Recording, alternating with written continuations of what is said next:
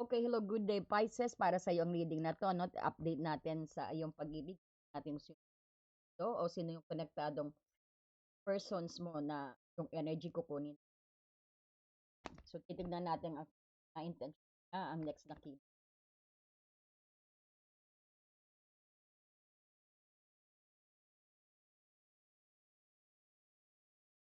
energy mo at ng persons.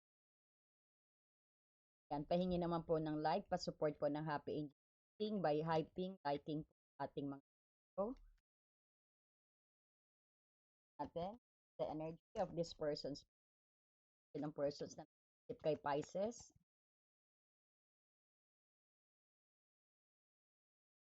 Nag-chase siya sa'yo. May fear siya sa abandon issue, parang ayaw niya mawala sa orbit mo. Chaser in codependent relationship daw. Fear of abandonment issue. May takot siya na maiwan mo. Ang person natatakot siya na magkahiwalay kayo. Nag-iisip sa'yo. Naman po, energy, Pisces. Energy ni Pisces when it comes sa connection. O parang friends mo, parang tingin mo lang sa kanya kaibigan, or you're happy being single. Parang moving on ka na rin siguro. Living in a moment. You're having fun being single, Pisces. Nag-enjoy ka, parang you're enjoying with your friends. Aring friends mo rin ito, no? Na nade-develop sa'yo, Pisces.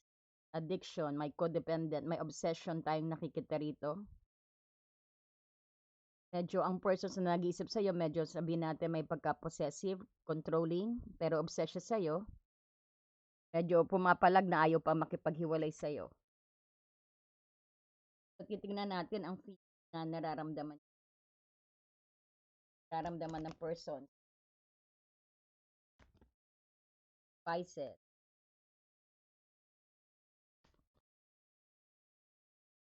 Person. Pisces.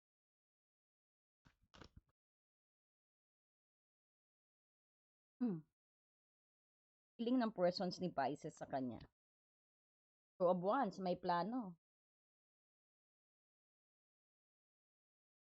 Four of Swords, may healing na nakikita tayo dito. Knight of Swords. Eight of Pentacles. King of Cups. Aba. So, parang nakita natin dito, no? You might be dealing sa Libra, Aquarius, Gemini, at Pisces, Cancer, Scorpio, Taurus, Capricorn, Virgo. Nakikita mo rito, nagpaplano naman siya, no? Ang feelings ng persons mo sa'yo. Ganda. Pinag-iisipan niyang mabuti ang future niyong dalawa. Hindi lang ito crush, no? Kumbaga, tinitignan niya kung long term ba ang relationship ninyo, kung magiging long term ba kayo. Then may healing tayo ditong nakikita na Four of Swords. Medyo pagod o nakares ang energy niya ngayon.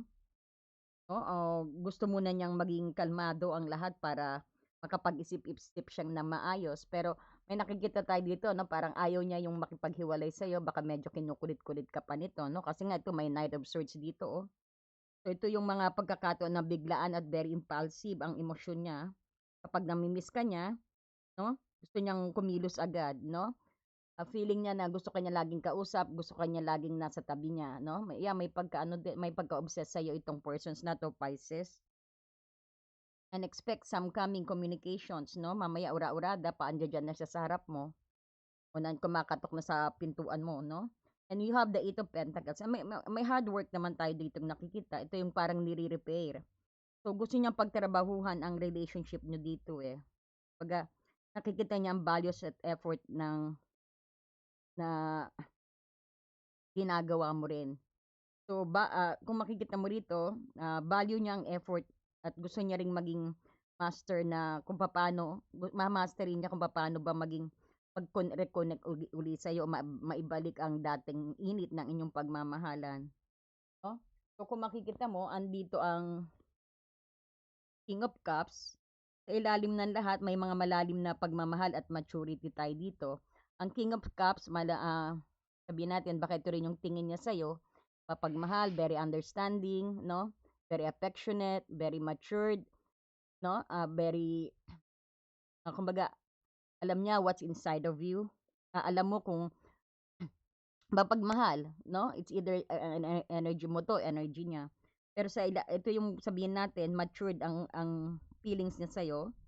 Balance ang emosyon niya. Hindi lang puro kilig, kundi may mga pag-aalaga rin ito at very caring energy. No? So, tingnan natin ang intentions. So, ang intentions niya, full. Gusto niya ng panibagong simula sa'yo. Gusto niya magkaroon ng parang bagong simula o fresh start na walang masyadong baggage at very excited siya. Excited siya ito yung intention niya, very excited siya na magsimula uli kayo kahit anong pang panganib o blockage, no? Gusto kanyang makasama right away. So, King of Wands, ito yung sabihin natin, he or she, no, wants to take the lead. Kumbaga, ang intention niya ay maging passionate at proactive sa panliligaw o sa pagsama-sama sa'yo. It could be also LDR, no? O maaring yayain ka rin nito mag-travel. May nakikita tayong adventurous energy sa King of Wands. No? Ang intention siya, hangman. So, parang nakapause siya muna. So, handa siya mag-intay din sa'yo o tumingin siya sa sitwasyon nyo sa ibang perspective din. Hindi siya nagmamadali dito, no? Kumbaga, nagmamatsyag siya. Nakikiramdam, no? Two of Pentacles, medyo urong-sulong siya, no? Pabalik-balik. Parang nagja-juggling. Kumbaga, painto-into, no? Hindi yung mabilisan. Kumbaga, papunta na siya, biglang babalik. Papunta na, pabalik. Nagja-juggling siya sa relationship ninyo. No? Ang intention siya rin is, siguro, stop and pause muna siya, kagaya ng hangman. Seven of Cups, options. Ang intensyon, marami siyang plano sa'yo. Marami siyang intensyon. Medyo dreamy siya rin minsan, no? Marami siyang iniisip na what if, parang ganun, mga options. Kaya kailangan niya mag-focus sa kung ano ang totoo dito no? So, tingnan natin ang behavior niya. Behavior ng persons ni Pisces. So, Temperance. Nine of Wands. Knight of Pentacles. World. Six of Swords. Ang Temperance, ito yung parang magiging maingat at patience ang kilos niya.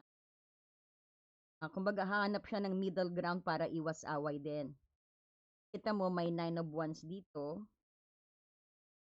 Medyo defensive o maingat siya dahil baka nasaktan ka niya siguro dati. So, kumbaga, may walls pa siyang tinitibag dito. O sabihin natin, grounded din. O sabihin natin, medyo guided siya kasi siguro sa nakaraan o sa nakaraan ninyong pag-aaway. So, ano lang siya, nag-iingat. Pero minsan makikita mo rito, ang pagod din niya rito. Medyo pagod siya pero lalaban siya.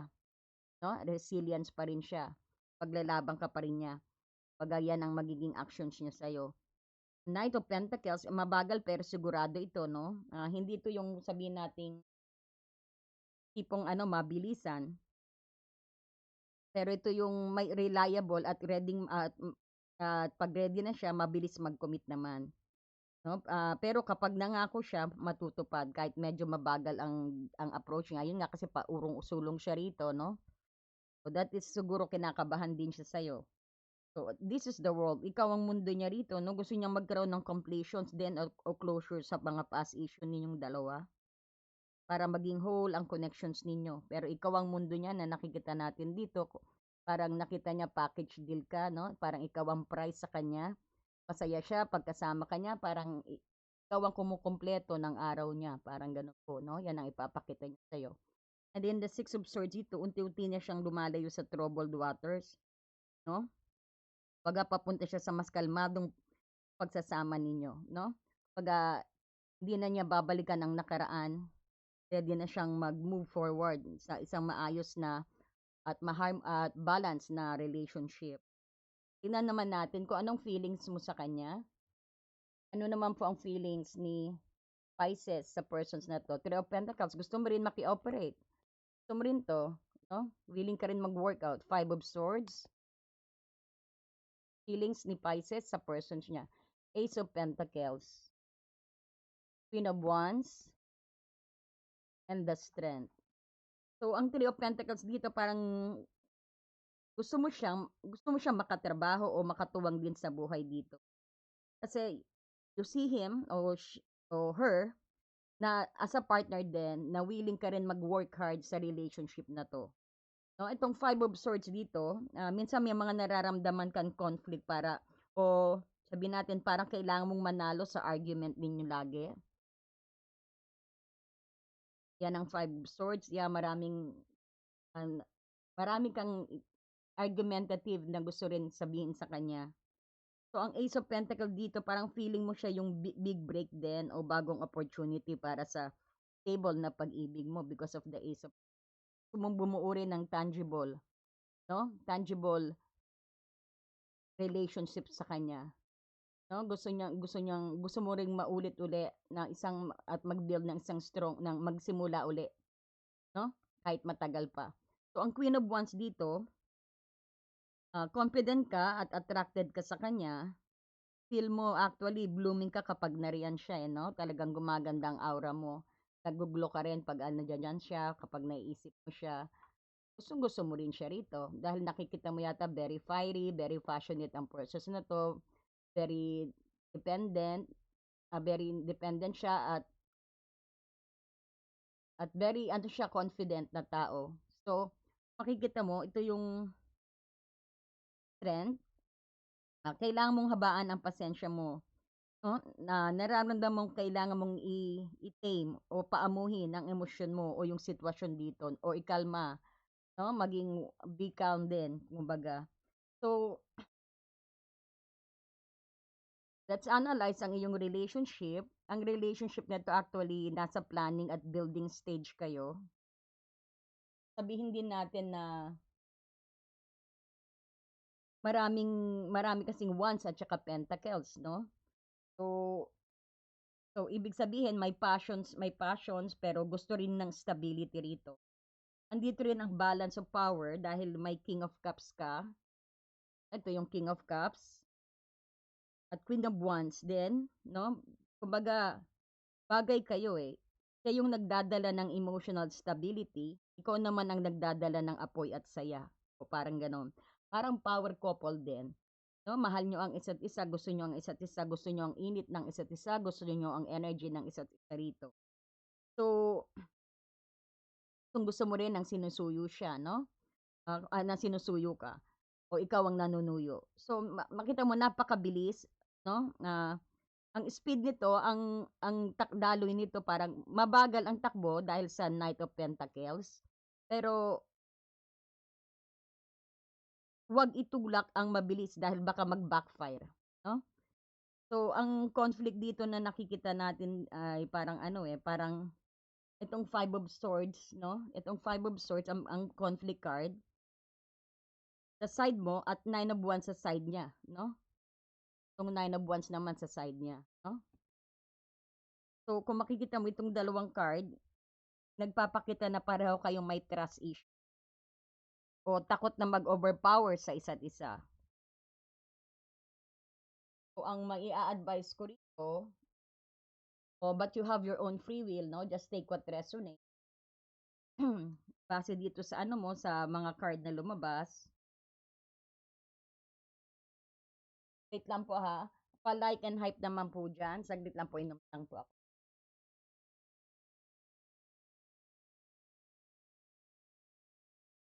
Lang po ha. Dear friend, have you ever felt so stuck, hurt, or hopeless that you knew something had to change, but you didn't know how things would work out? A time when you could have really used more insight and guidance, or at least a new way to nurture yourself and bring a little more peace into your life. We all struggle with our own issues, self-defeating patterns, and conditioning, all of which color our views of ourselves and the world, whether we're aware of it or not.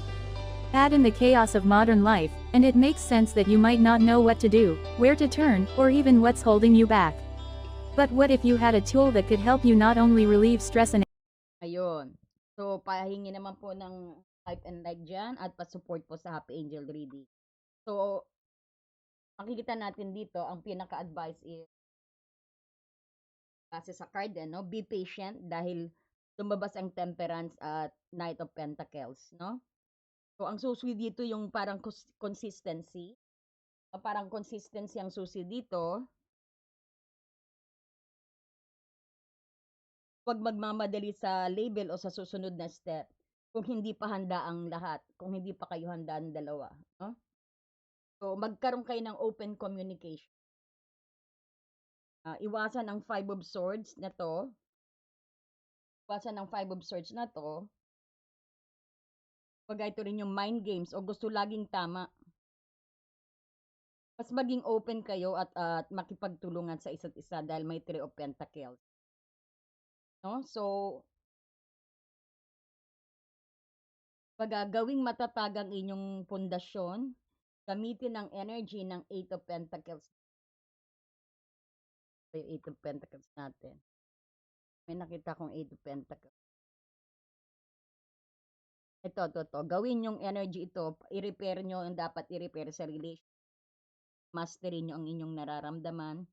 Gamitin ang energy na to, mag-focus sa maliit na bagay na magpapatibay sa inyo araw-araw. Lalo na kung mag-asawa kayo, no? Work on the relationship. Parang like a craft, no? Parang ganon. So, i-heal nyo na rin ang inyong past. Kasi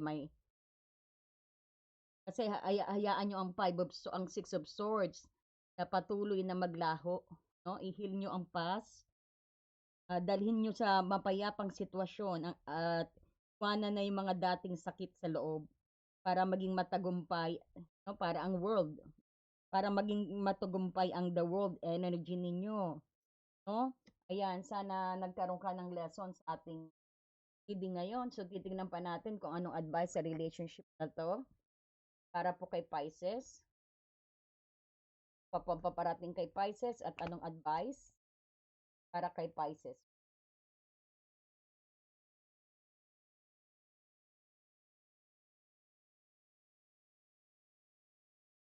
Yan daw, give a relationship a chance.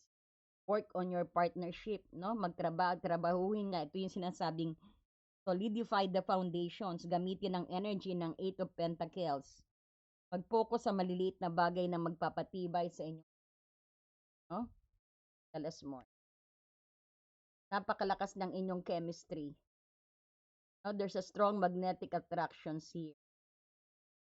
Worth waiting naman daw, no? Ang relationship na to. Divine timing is at work in your love life. So, ibig sabihin, parehas kayong inaayos para mag-align kayo, no?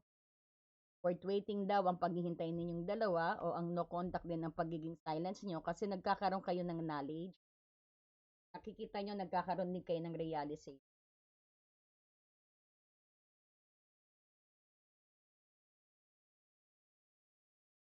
May codependency issue. Ito siguro yung addiction, kagaya dyan. May addictions, yung mga too much, hindi po maganda. Yan yung mga hindi rin natutulog, nagtutulog. Yan daw, addictions, kung may sugal, alak, o addictions are affecting your romantic life daw. Yung mga sugal, babaero, lalakero, karero, yung mga may lero, no? Nakaka-apekto daw yan. At saka, let go of control issue. Allow nyo lang na ma-unfold to sa inyo itong relationship. Enjoy nyo lang ang journey because everything is happen for its reason. Embrace nyo yung journey ninyo kasi may matututunan kayo. So, hayaan nyo lang na dumalo yan, no? Yan. Some of you na nakakaranas ng breakup, let your friends help you. Ask for and accept support from others din. No? Kung ayan, sa bagay nakita natin nag-enjoy ka naman Pisces, no? You're having fun.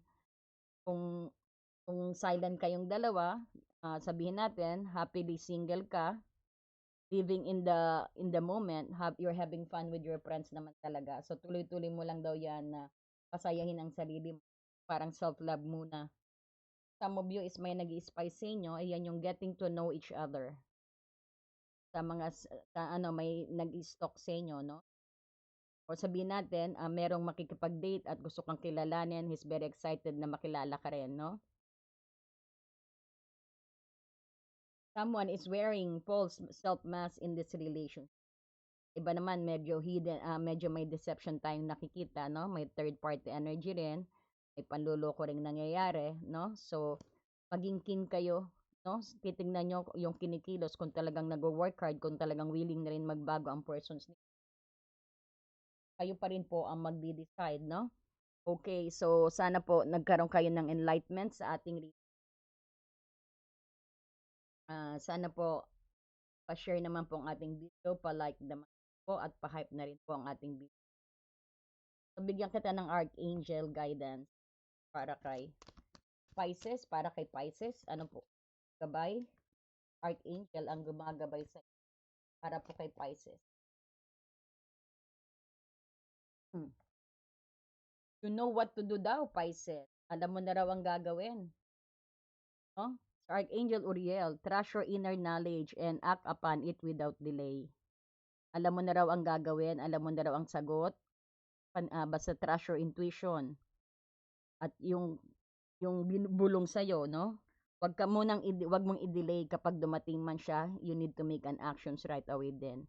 Hindi lang siguro ito sa relationship but also sa mga career mo, no? Sabi ni Archangel Uriel, alam mo na ang gagawin, pagtiwala ka sa iyong inner knowledge at kumilos ka kaagad ng walang delay, no? Wag mo nang patatagalin pa, parang ganon. Sabi, kasi nga, yung pag-aantay mo siguro itong worth waiting, no? Ibig sabihin, paparating na rin siya. Kung mga single kayo, baka paparating na ang persons ninyo, no? Ayan, so marami pong salamat and God bless you. Nagpi-pre-recorded reading po tayo at saka nag-one-on-one reading po tayo. If you're interested po, pa-add na lang po sa Happy Angel Reading sa Facebook. And thank you so much and God bless. Dear friend, have you ever felt so stuck, hurt, or hopeless that you knew something had to change, but you didn't know how things would work out? A time when you could have really used more insight and guidance, or at least a new way to nurture yourself and bring a little more peace into your life. We all struggle with our own issues, self-defeating patterns, and conditioning, all of which color our views of ourselves and the world, whether we're aware of it or not. Add in the chaos of modern life, and it makes sense that you might not know what to do, where to turn, or even what's holding you back. But what if you had a tool that could help you not only relieve stress and anxiety, but also help you focus on self-care and get clear on what blocks your way to living the life you truly want and deserve? In HAR, everything will be revealed to you. In HAR, you will be inspired, enlightened and empowered. Mahal kong kaibigan, naranasan mo na bang mapagod, nasaktan, o nawalan ng pag-asa na alam mong may kailangang baguhin, ngunit hindi mo alam kung paano mangyayari ang... Dear friend, have you ever felt so stuck, hurt, or hopeless that you knew something had to change, but you didn't know how things would work out? A time when you could have really used more insight and guidance, or at least a new way to nurture yourself and bring a little more peace into your life. We all struggle with our own issues, self-defeating patterns, and conditioning, all of which color our views of ourselves and the world, whether we're aware of it or not. Add in the chaos of modern life, and it makes sense that you might not know what to do, where to turn, or even what's holding you back. But what if you had a tool that could help you not only relieve stress and anxiety, but also help you focus on self-care and get clear on what blocks your way to living the life you truly want and deserve? In HAR, everything will be revealed to you. In HAR, you will be inspired, enlightened and empowered. Mahal kong kaibigan, naranasan mo na bang mapagod, nasaktan, o nawalan ng pag-asa na alam mong may kailangang baguhin, ngunit hindi mo alam kung paano mangyayari ang... Dear friend, have you ever felt so stuck, hurt, or hopeless that you knew something had to change, but you didn't know how things would work out? A time when you could have really used more insight and guidance, or at least a new way to nurture yourself and bring a little more peace into your life. We all struggle with our own issues, self-defeating